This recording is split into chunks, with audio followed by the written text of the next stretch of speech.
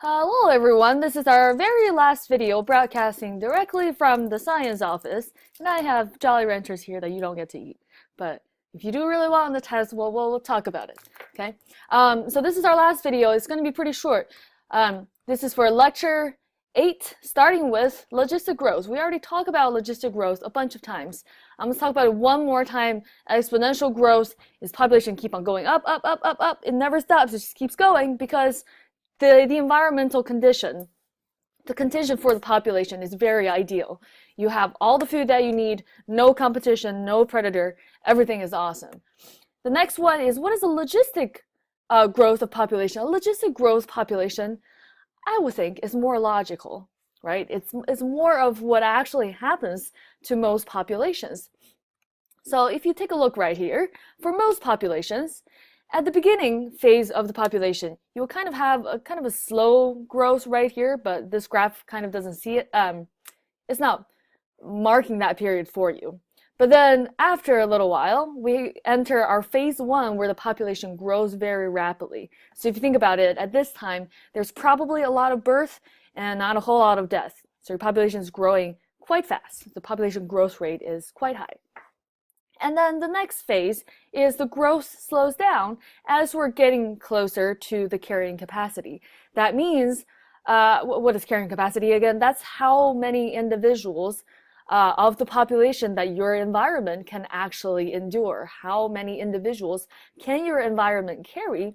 So before you reach the carrying capacity, you're going to have phase 2 where the growth rate slows down. So in this case, if you think about it, there's probably still a lot of birth, but not, but also a lot of death. And then the phase 3 is when the population kind of goes into an equilibrium, right? Where the carrying capacity is reached because of factors such as disease outbreak, competition for food because we have too many organisms, competition for space, same thing because we have too many organisms in a small area.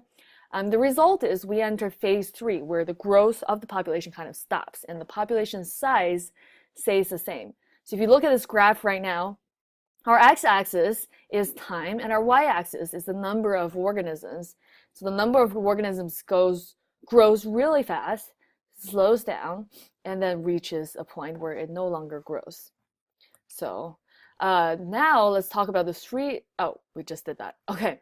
The next one is human population growth. So human population growth is more of an exponential growth model where right now we have a lot of birth, but not a whole lot of death. So it's been that way for a long time. So our population has been going up, up, up, up, up for a long time, and it's still going up, right? And if you think about it, eventually we're probably going to reach a point where we don't have enough food to feed everyone, right? You might even see that in your lifetime, not to scare you, but it's a possibility. And then because our human population is so dense, there could be disease outbreak as well, which happens, and which is eventually supposedly going to slow down the population growth. What is limiting human population growth? So if you look right here, here are some factors that actually limit the population growth, such as competition, limited resources, and parasitism or diseases, right? Remember, on the test, you're going to draw upward arrow and downward arrow. So for these kind of factors, a lot of competitions, a lot of limited not a lot of resources, and diseases, you're going to draw a downward arrow telling you that your population is going to slow down, right? Next one is demography. What is demography? It is the scientific study of human population. So as we're talking about population, the human population, there are many aspects that we can talk about. How many males and females do we have in total? How many males and females of different ages do we have? How many, what's the distribution of people of different race? What's the distribution of people who have different religion? All of that. How many babies are people having? Whatever. So all of those are studies on the human population, and we give it this name right here. And you can look at this definition over here as well, real quick. Okay. And then the next one is demographic transition, which is this picture right here that you should definitely remember, right? Kind of take a mental picture right now. Take a picture, okay? So what is happening here? If you think about the human history, at the beginning of human population, we have high birth rate and high death rate. High birth rate because humans didn't really have a reason to not produce a lot of offspring. So just like all animals, we produced a lot of offspring. And then a high death rate is caused by diseases that people cannot treat. Predators of other animals could eat human beings. Natural disaster, all of those are causing a high death rate. So that's our stage 1.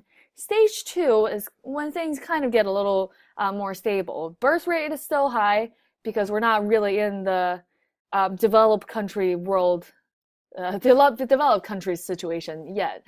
People are still giving a lot of birth because there's no reason not to. And giving birth is kind of, something that all organisms naturally do. And then, but the death rates start falling a little bit because healthcare and medical research got better. And then we're at stage 3. So the developed countries in the world right now and where we are right now is kind of in stage 3, where the birth rate falls because people don't want to have a lot of babies anymore. And then the death rate also falls because we have decent healthcare and we have very good medical research for sure. Okay, so make sure you remember the demographic transition is a gradual transition from stage 1, which is high birth rate and high death rate, to stage 3, which is low birth rate and low death rate. So if you think about it, during this phase right here, the human population growth is going to be really high because of the high birth rate and low death rate. Last one. Ooh, that was fast. Age structure diagram. So these two are examples of age structure diagram. You need to know how to read it. So on the x-axis, we have populations in millions and population in millions again. So you can read this, right? How many males do we have of age 0 to 4 is about 9 million 0 to 4-year-olds. It's a lot of people. And then you can see that the most amount of people of a certain age we have is the 35 to 39 range for both male and female.